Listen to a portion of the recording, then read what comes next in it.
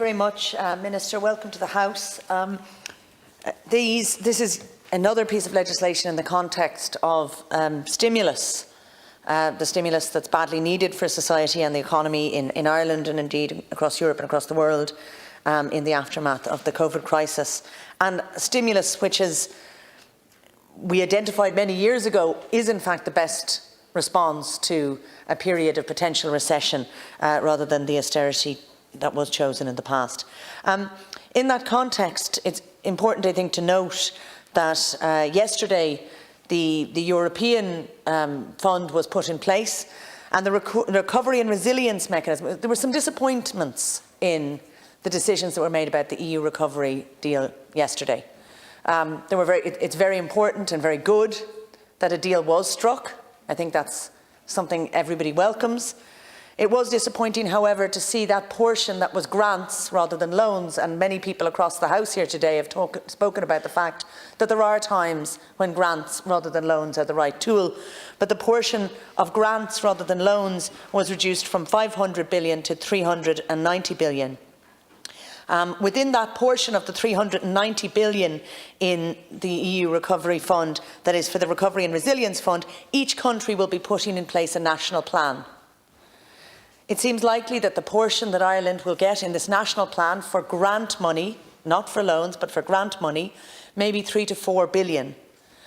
Minister, I'm hoping that that 3 to 4 billion in that national plan, which is not loans but grants, might be the portion of money that is given to public expenditure. This is a chance to have public expenditure, public employment, capital schemes, national infrastructure.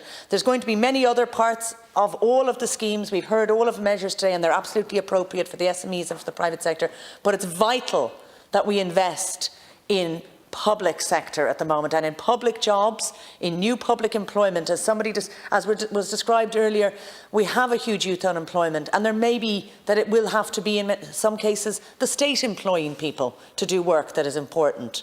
The state that is building things, the state that is buying things, that is part of the economy.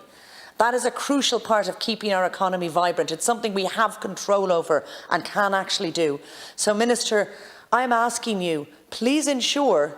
We've heard lots of measures in relation to some parts of the economy, but that part of the economy that is public spending, public services, public infrastructure, public employment, we really need to hear the government's plan on that.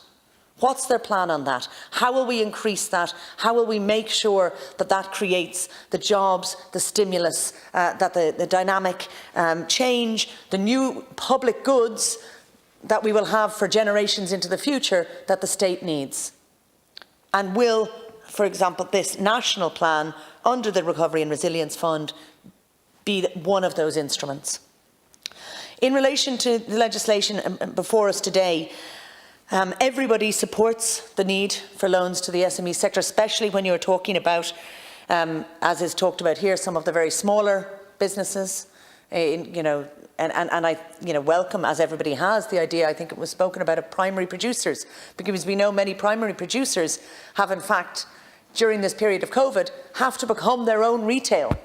It's been an interesting thing to see many primary producers going directly into communication and directly into sales and relationships with customers. And again, that's that cutting out the middleman thing, which sometimes has to be the case. And I think it was put very eloquently by Senator Keoghan. The issue with this bill and the concerns around it are around the banks, and they're around the fact that the banks have not been lending, that the banks are not taking risk. We have businesses that are taking risks. We have workers who are taking risks, who are turning up and standing behind counters, who are doing huge amounts, taking real personal risk in order to keep businesses afloat, in order to keep their families provided for. Businesses are taking risks, workers are taking risks, the state is taking risks, and banks are still not taking risks of any kind. Yet, when they make profits, so when it works out, they also don't contribute. So we have this situation in terms of the credit guarantee, whereby the state underwrites 80% of the risk, but if, and I believe many of these loans may prove, if they're managed right with that long-term vision, with that 12-month suspension as was recommended by Sinn Féin over the first period of time, many of these businesses may succeed and they may thrive. And if the banks make profit from those loans, they're going to keep all of that. Because the banks in Ireland have been using the deferred taxation asset scheme to write off all taxes, to effectively pay zero taxes for a long period of time. They've been using the losses of the last crisis as an excuse to not pay on very large profits they've been making for a very large number of years. And now we have a new crisis, and they have the opportunity to be part of the stepping up, to take risks, to contribute, to help support the society and the economy in which they exist. And again, they are not stepping up, they're not taking the risk. We took a risk for them in this state, and every citizen did, but they won't take it for us. And yet, they want to keep every penny of their profits. So again, the amendment one, I have two amendments. I know one is going to be ruled out of order, so I will mention it now. It was a simple thing. It said that if we're taking 80% of the risk as the state, then, and the banks are only taking 20% of the risk, they should only be able to write off 20% of the profit. And I think that's very reasonable. It seems, you know, if we're basically providing the putting up the stakes, then why should everything go back to the banks in terms of if it is profitable? And again, I'm going to, Minister, I know that my suggestion in respect of that isn't going to be taken up, but I do look for a report, and we're going to have a chance to discuss that in terms of amendments. And we need to have a conversation around the direct economic, moral, political, policy link between the state guaranteeing the banks and the banks not contributing to the state. Those two things are not compatible. So, Minister, I have a report that I'm suggesting which says, let's look at this guarantee, let's look at the previous guarantees, look at the fact that and Fianna Fáil, in fact, in the past, I think reasonably had it at 50% at one point, that, you know, deferred taxation would only allow for the write-off of could only be used for 50% of your profit. And I think that that's a reasonable measure.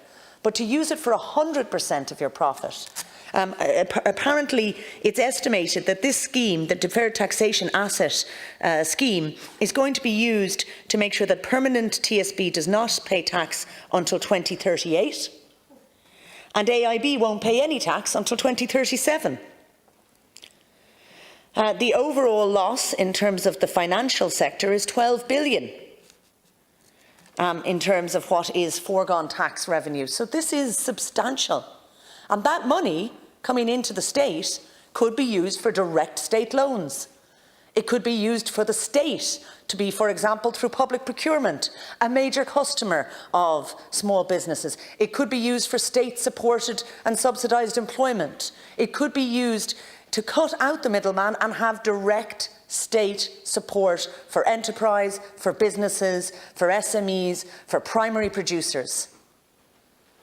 So it's one thing that we're today guaranteeing them, protecting them from that risk in terms of the loans they give out.